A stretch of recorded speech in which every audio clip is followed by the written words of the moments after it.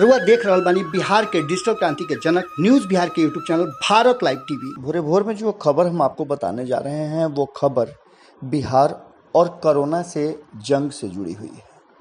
जैसा कि आप सभी जानते हैं कि कोरोना से लड़ाई में नीतीश कुमार के साथ पूरी विपक्ष खड़ी रही और ख़ास करके अगर बात की जाए तो टीम तेजस्वी नीतीश कुमार के साथ कदम से कदम मिलाकर चलने के लिए तैयार है।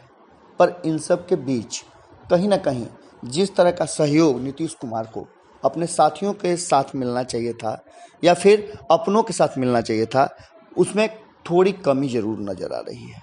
लगातार नीतीश कुमार भले ही मुखर होकर के इन बातों को न रखें क्योंकि साथ चलना उनकी मजबूरी है, पर जो बातें सामने आ रही हैं उन बातों ने सीधे तौर पर स्पष्ट कर दिया है कि नीतीश कुमार कहीं ना कहीं मजबूर जरूर हैं। चाहे वो केंद्र सरकार के साथ तालमेल की कमी की बात हो या फिर उनके साथ सरकार में बैठे अलग अलग दलों के लोगों की बात हो। इन सब के बीच कहीं ना कहीं जिस तरह से विपक्ष ने पूरी तरह से साथ दिया है, चाहे हम बात शुरुआत करते हैं कांग्रेस से। कांग्रेस के अध्यक्ष मदन मोहन झा ने लगातार इस बात की घोषणा की है कि वो साथ में खड़े हैं। हम बात मदन मोहन झा से ऊपर की अगर करें तो आपने देखा होगा कि सोनिया गांधी ने खुद आकर के इस कोरोना से जंग में पूरी तरह से साथ देने का बात कहा था। कांग्रेस लगातार सरकार के जहां जहां असफलताएं नजर आई वहां अपने आप को खड़ा किया और लोगों तक राहत भी बांटे, जो कि आपने सुना ही होगा कि मदन मोहन झा से जब भी भारत लाइव की बात हुई है तो उन्होंने स्पष्ट तौर पर कहा है और इसके कई प्रमाण भी हमारे साथ सामने हैं जो कि हमने आपको दिखाया भी है। इन सब के बाद अगर बात करें आरएलएसपी की तो आरएलएसपी भी पूरी तरह से तैयार नजर आ रही है। माधव आनंद ने कई जगहों पर हेल्प करने की बात कही है। उपेंद्र कुशवाहा ने अपने घर को क्वारंटाइन सेंटर बनाने की बात कही है। इसके साथ साथ अभिषेक झा लगातार अलग अलग मुद्दों पर सरकार के साथ खड़े नजर आ रहे हैं और जो सुविधाएं वो दे सकते हैं, जो उनकी क्षमता है उतनी करने के लिए आरएलएसपी तैयार है। पप्पू यादव भी पूरी तरह से खड़े हैं और इसके साथ साथ अन्य दलों ने भी अपनी पूरी सहभागिता दिखाई है। इन सब के बीच जिस तरह से नीतीश कुमार बयान दे रहे हैं, हालांकि नीतीश कुमार के बयानों की बात हम थोड़ी देर के बाद करेंगे, पर हम पहले बात कर लेते हैं कि नीतीश कुमार जी लगातार कोरोना और बिहार दोनों के बीच की जो बातें हैं उसे लेकर के समीक्षा कर रहे हैं और समीक्षा में लगातार वो अपने हिस्से का काम करने के लिए तैयार नजर आ रहे हैं।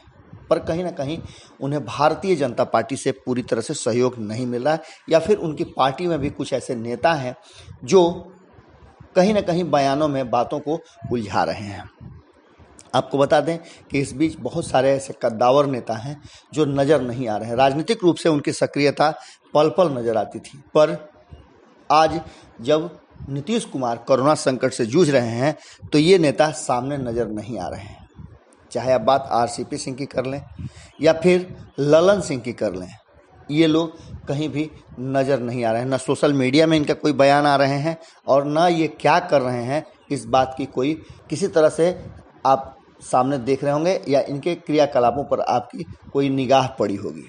खैर, इन सब बातों के बीच में नीतीश कुमार जी ने जो सबसे बड़ी समीक्षा और बयान दिया है वो ये दिया है कि लॉकडाउन में रोजगार सृजन के संबंध में किए जा रहे कार्यों की समीक्षा करते हुए उन्होंने स्पष्ट तौर पर इस बात की चिंता जताई है कि जो लोग दैनिक मजदूरी करते हैं उनके लिए अधिक से अधिक जरूरी है काम का प्रारंभ करना और उनके लिए रोज़गार मुहैया कराना, रोज़गार उपलब्ध हो ताकि उनके काम काज शुरू हो जाए और उन्हें किसी तरह की कोई कठिनाई नहीं हो। इन सब के बीच जो सबसे ज़्यादा चिंताजनक और चर्चा में विषय है वो विषय है कि अजय आलोक और प्रशांत किशोर के बयान।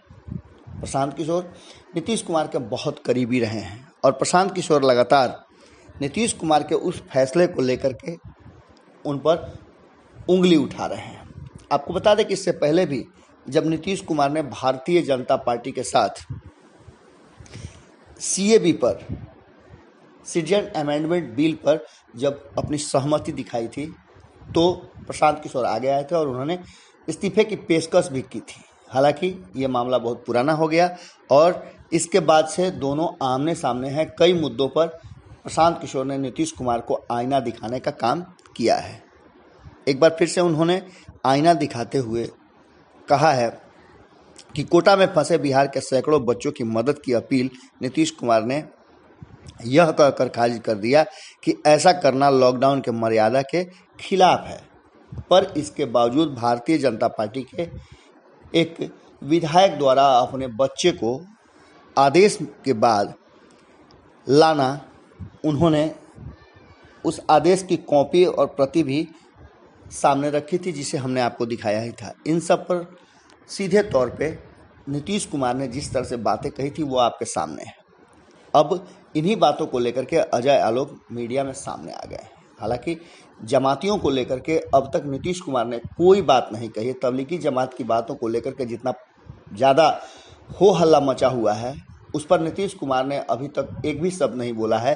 पर जिस तरह से अजय आलोक इस पूरे मामले में मीडिया में आकर के बात कर रहे हैं, उससे साफ झलकता है कि उनका रुझान, हालांकि ये रुझान उनका आज से नहीं, लोकसभा चुनाव के समय से ही भारतीय जनता पार्टी के तरफ ज़्यादा है। उन्होंने साफ तौर पे नीतीश कुमार को कह दिया था कि आपके पास एक ही रास्ता है, और वो रास्ता है कहीं ना कहीं प्रधानमंत्री नरेंद्र मोदी के आइडियोलॉजी और उनके साथ चलना।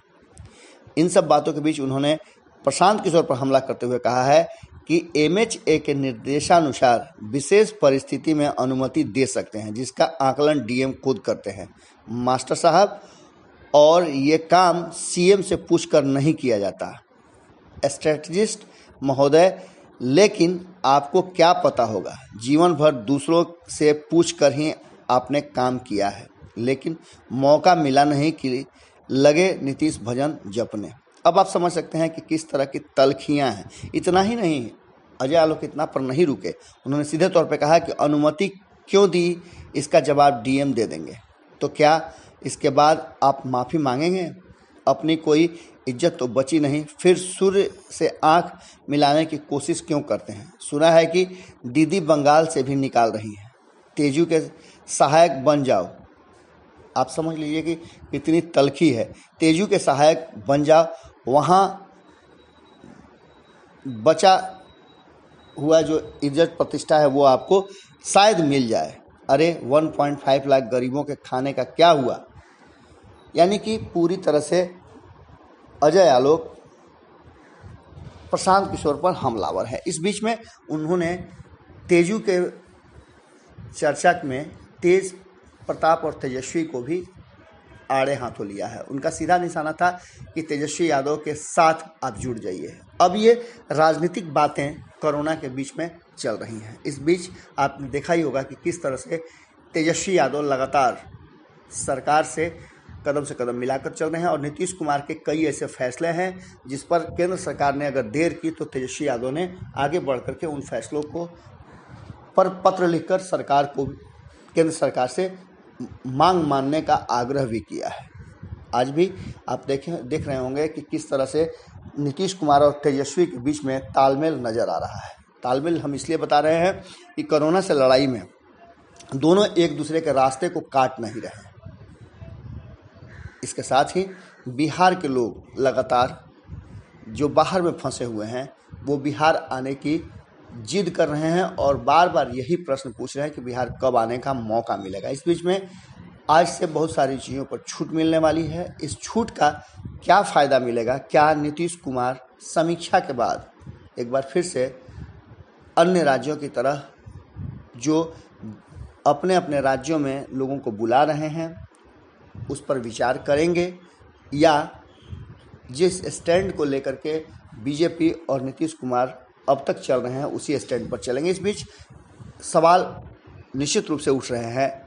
भले अजय आलोक जो भी कह लें, प्रशांत किशोर को जितना भी घेर लें, पर यह चर्चा ज़बरदस्त ढंग से शुरू हो गई है। आम जनता की बात करें या फिर राजनीतिक दलों की, कि कहीं ना कहीं नीतीश कुमार भारतीय जनता पार्टी के आइडियोलॉजी पर चल रहे हैं, अपने विवेक का वो इस्तेमाल नहीं कर रहे हैं। बिहार के लोग इस बात को लेकर के काफ़ी खफा नज़र आ रहे हैं। हमारे साथ भी फ़ोन पर बात करने वाले लोगों में अधिकांश संख्या उन्हीं लोगों की है जो लगातार नीतीश कुमार के फैसलों पर सवाल उठा रहे हैं।